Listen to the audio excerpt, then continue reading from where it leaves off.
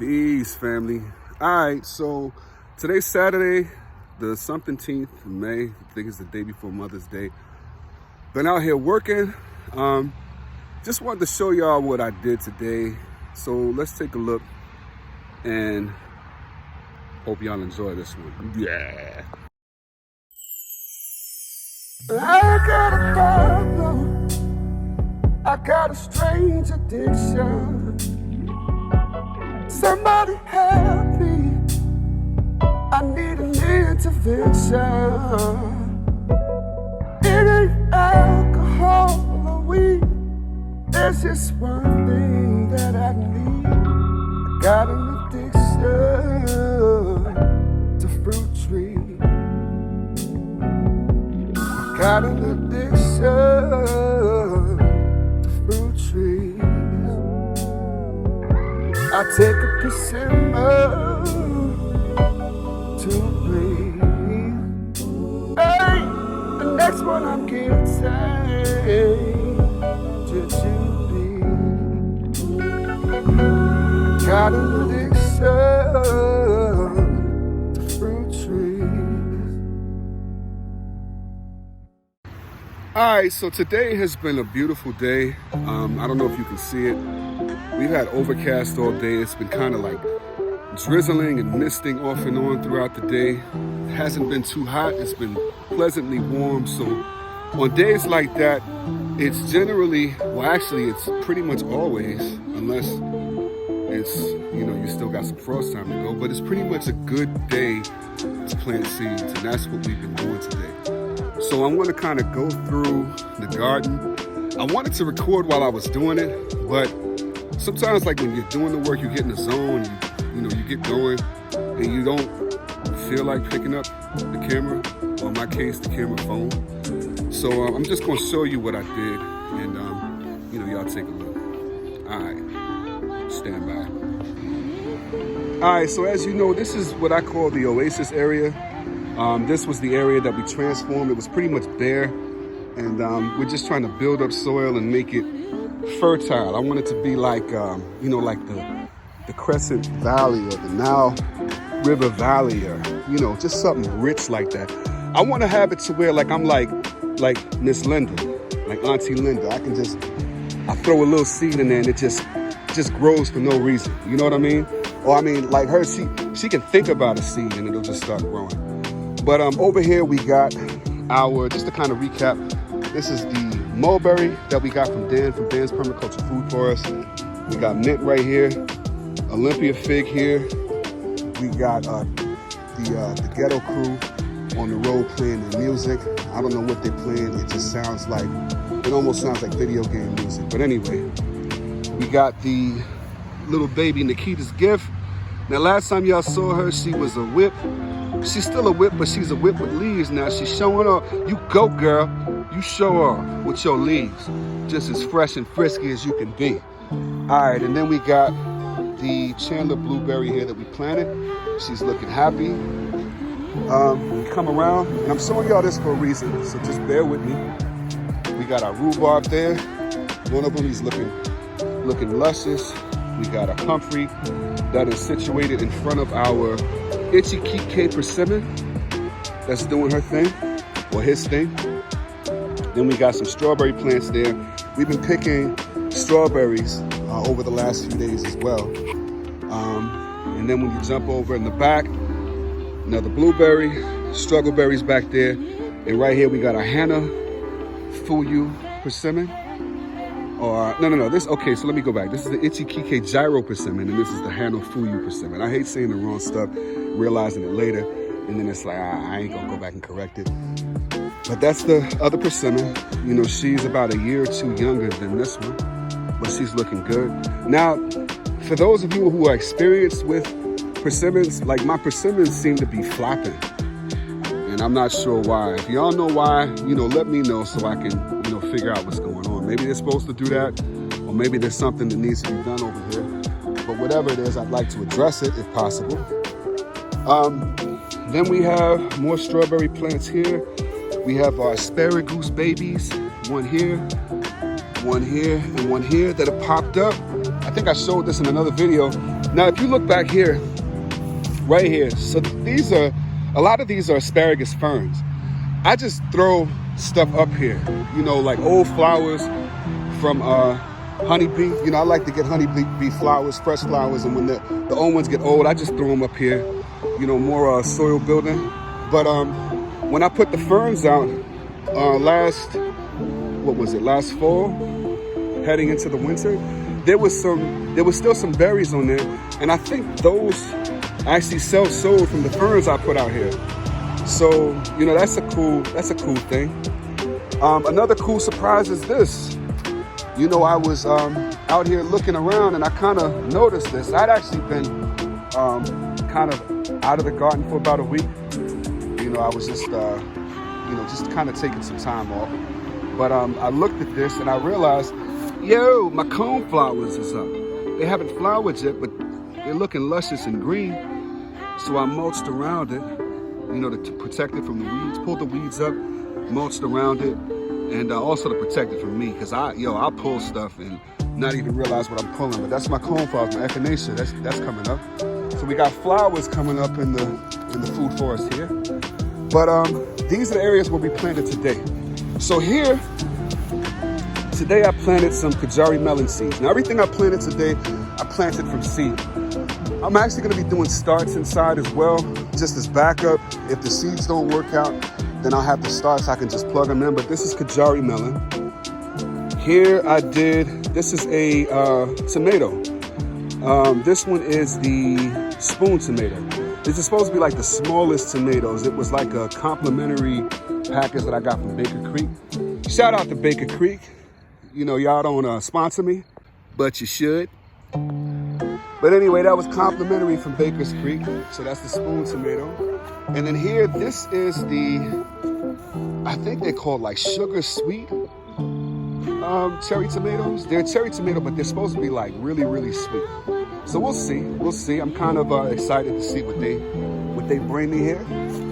So as we mosey on over here to where the Stanley plum tree is, in this little area here where we mulch and everything, right here we actually planted some zucchini.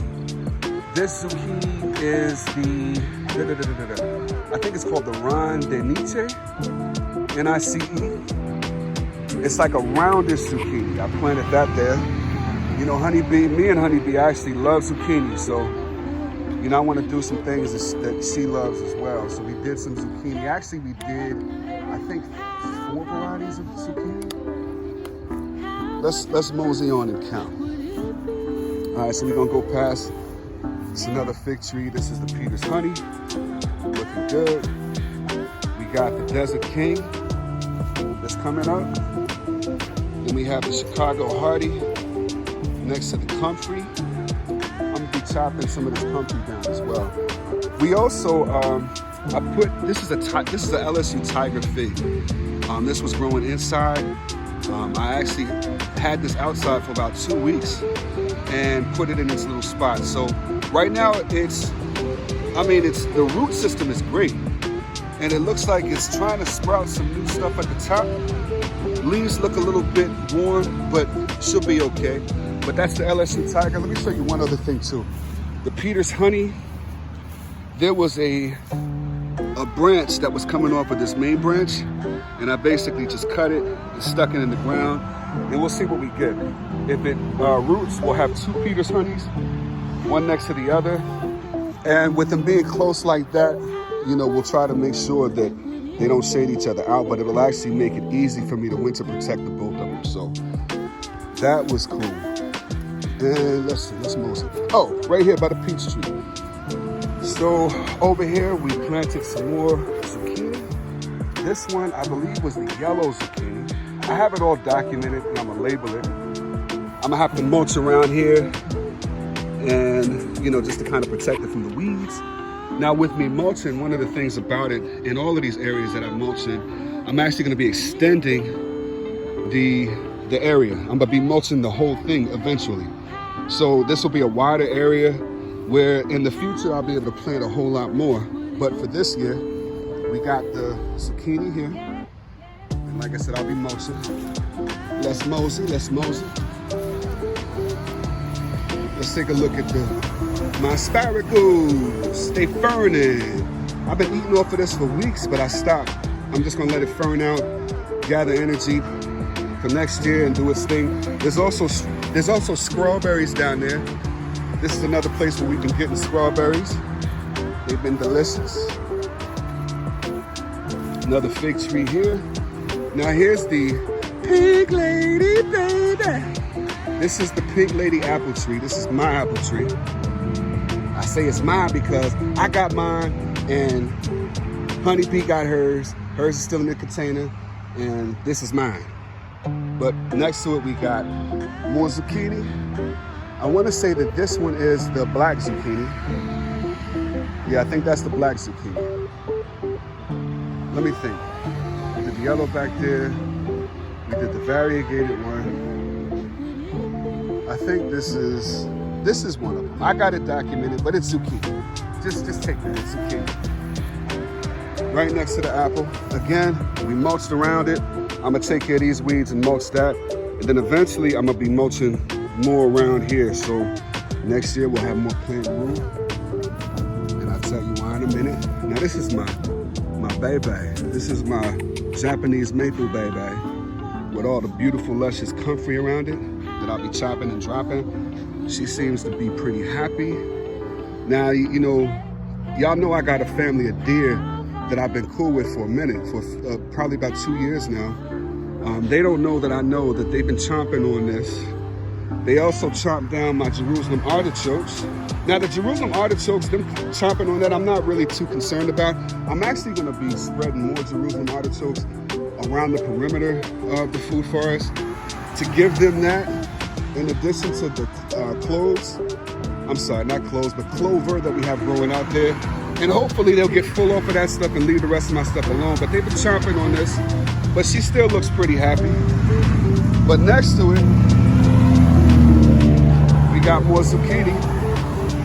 We're gonna mulch around this, but this is where we planted the zucchini. So we got that next to the Japanese maple. Now, the point of that, you know, I've told y'all before that like my focus has been perennials, but I also wanted to incorporate annuals in with my perennials. So that's what I'm trying to do. In these little beds where I have my perennials, I want to add annuals. We add flowers and stuff like that as well. So, you know, I just want to make it like a well-rounded food forest. All right, so in here we planted tomato. Again, we did all of this from seed. And I see my hosta, she looking good. Hey girl, yeah, she looking good. And then we got lettuce that I've been eating on. That's been pretty good. I'm gonna have to pull some of the leaves because they're getting a little bit big. And look at this, y'all. Look at that little stinky sucker. You think I ain't see you, but I saw you. I'm gonna get you. I'm not gonna do it on camera though. I wish I had chickens because I would feed you to my pheasants. But anyway, so we got crimp tomatoes that we planted here from seed.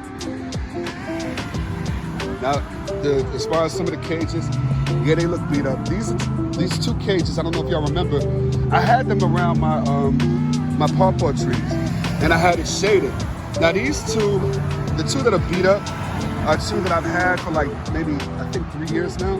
When I first got them, somehow I accidentally ran over them with my car. As opposed to just buying, you know, new ones. I refuse to do that. I'll just use the beat ones. And anybody who has a problem with that, can drive by and be like, yo, why they look so beat up?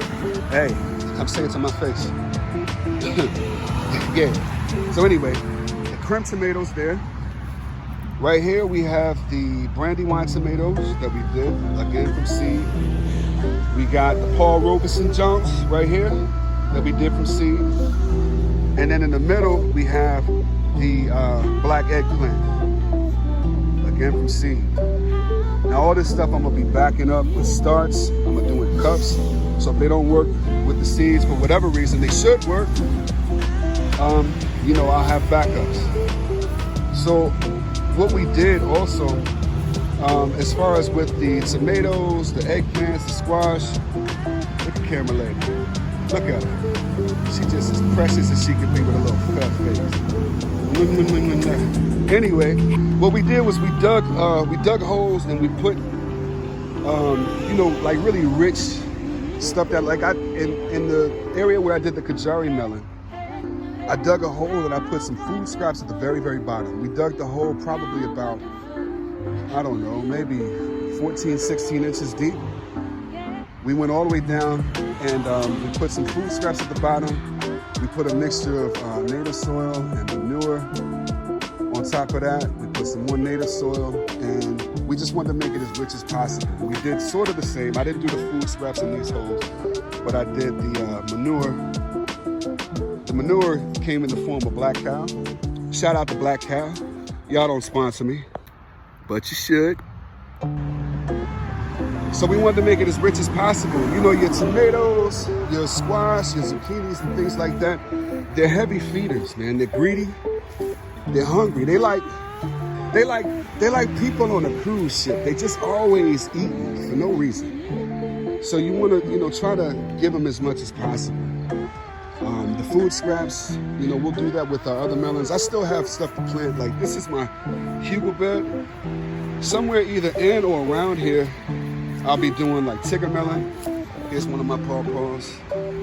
Here's the other one. I'll be doing the tiger melon. There's another melon called Petite de Grise. I'll be doing somewhere out here as well. I'm gonna find places for my honey rock cantaloupe and my sugar baby watermelon. Now those things I'm not really going to worry about this weekend. I'll probably wait another 2 weeks to when it gets a little bit warmer and then start those. But that's the plan. You know, I just want to add some annuals in with my perennials. Look at the Celeste fig showing off with the comfrey next to it. Now the pawpaws, this is the first year where they are not being sun protected. So, you know, I'm hoping they survive, especially when the summer hits. We shall see. If they don't, then unfortunately they just don't. I'll start again with new ones, but I'm hoping that they survive. I'm gonna have to trim all of this back. Right now this is cool because it does provide a little shade for them, but I'm gonna have to trim a lot of this stuff back. We got stuff back here that's been creeping in and trying to choke out the stuff. It's funny how smart plants are, because we have stuff, I forget what this is called offhand, but these suckers have been reaching directly for some of my plants and have been wrapping themselves around them like they're purposely targeting them, you know what I mean? So I'm gonna have to trim a lot of this stuff back, but hopefully my pawpaws survive. So fingers crossed for that. We got one of my aronias here. We have, let me see. This is my oregano. I gotta trim her up, but she's looking good. Oregano there. We got, yo, this joint is monstrous. But this is my, oh man. This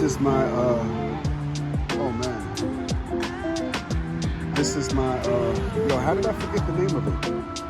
They have purple flowers. It'll come back to me and then I'll randomly spit it out. But she's looking good. They really all could use a trim, but I'm not gonna sweat that right now. And that's pretty much it. That's pretty much all that's new and going on here. I told y'all, remember, it's a lavender plant. That's lavender, so I'm waiting for that to flower when it does.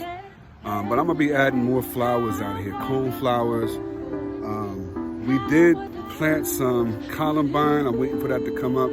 I think I saw sprouts, but I'm gonna look again. If not, I'll just sow some more seeds. Columbine is a perennial. It has a purple flower. It comes back every year and it's beautiful. We also have bee balm. Actually, the bee balm is sprouting. Let me show y'all that real quick. These little sprouts here, that's bee balm. I think they were kind of waiting for the ground to warm up, but they're sprouting, so that's cool. So we'll have bee balm here by the peach tree. But yeah, we want to add more flowers, man. While I was out here planting, I was hearing buzzing earlier around the flowers of the comfrey. So I want to add more flowers, preferably more perennial flowers. Though we did plant some zinnias and a few other things. But I want to do some perennial flowers as well. Turn the camera around. Just wanted to look at you. But that's it, fam. That's all. I am going to close this one out. Y'all, tell me what you think in the comments if you have any questions, any suggestions. I love y'all's suggestions, especially if you have suggestions about my persimmons. I'm not really too concerned about it, but I don't know if I should be. But y'all tell me what you think. Anybody that has experience with persimmon, tell me what y'all think about the way mine look. Now, this is the first, they've only been in that area for a few months. I transplanted them over there sometime late fall. So I don't know if it's, just them getting acclimated to the area or if there's something that I need to be doing. But if y'all have suggestions, just let me know in the comments and I'll get back to you. But anyway, I will see you in the next one. And look, today's Saturday. I'm gonna try to put this video out today. If I don't, happy Mother's Day to all the mommies, all the future mommies, all the grandmommies, the great grandmommies, all the aunties. Happy Mother's Day. If this video comes out on Sunday, happy Mother's Day.